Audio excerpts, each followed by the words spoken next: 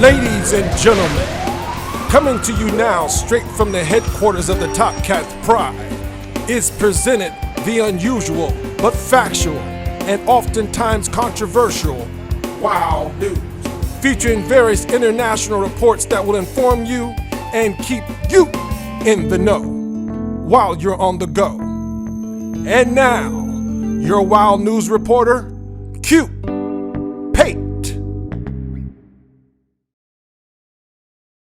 This is Q Pate for the Topkats Pride, and I have a very interesting article that I wanted to share with you all. It's in reference to the border and the border patrol being told to stand down, and this article is from the Washington Examiner at washingtonexaminer.com here on February 4th, Thursday, 2016. Now, as you see up here, it says there's a question that says, should border control agents be prevented from tracking illegals? Well, it says the border patrol agents are being told to release illegal immigrants in their custody and are prevented from tracking them by and stand down order. The released illegals are not ordered to appear at deportations, effectively giving them a license to stay in the U.S. Should border control agents be prevented from tracking illegal immigrants they are ordered to release?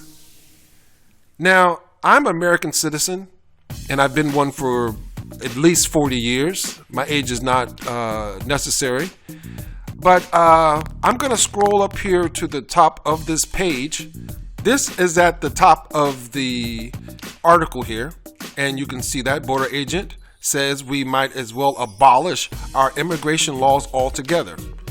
Here it says, in a shocking reversal of policy, U.S. Customs and Border Protection Agency agents are being told to release illegal immigrants and no longer order them to appear at deportation hearings. Ostensibly a license to stay in the United States, a key agent testified Thursday, which is here on February 4th, 2016. What's more, the stand-down order includes a requirement that the whereabouts of illegals released are not to be tracked. It goes on to say we might as well abolish our immigration laws altogether, suggested Agent Brandon Judd, president of the National Border Patrol Council.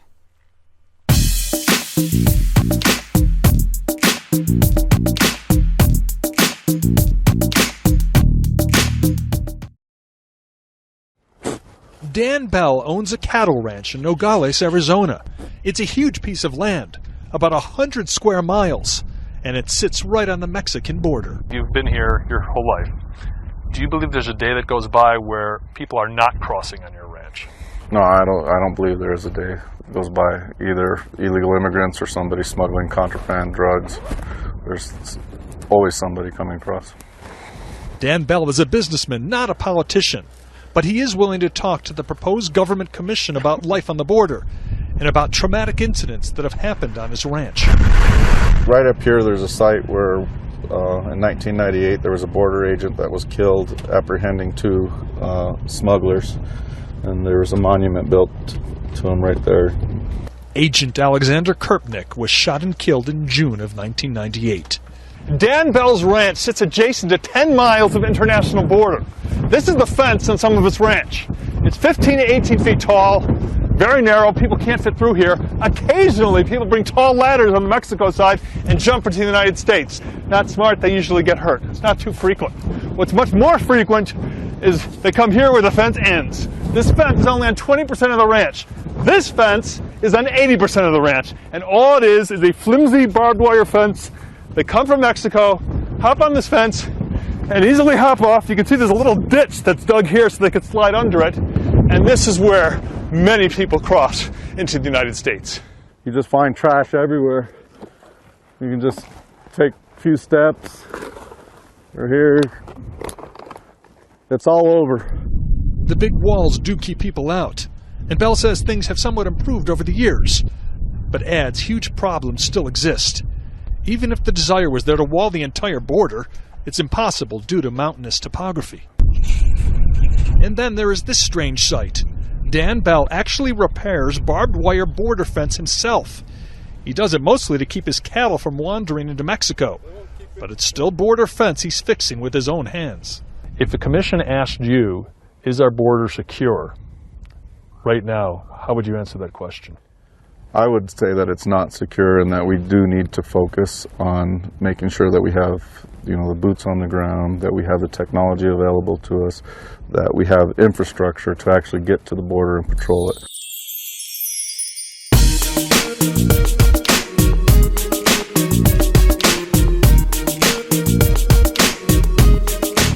Testifying on the 2-year border surge of immigrant youths, Judd said the policy shift was prompted by Obama administration embarrassment that just over half of illegals ordered to appear in court actually do.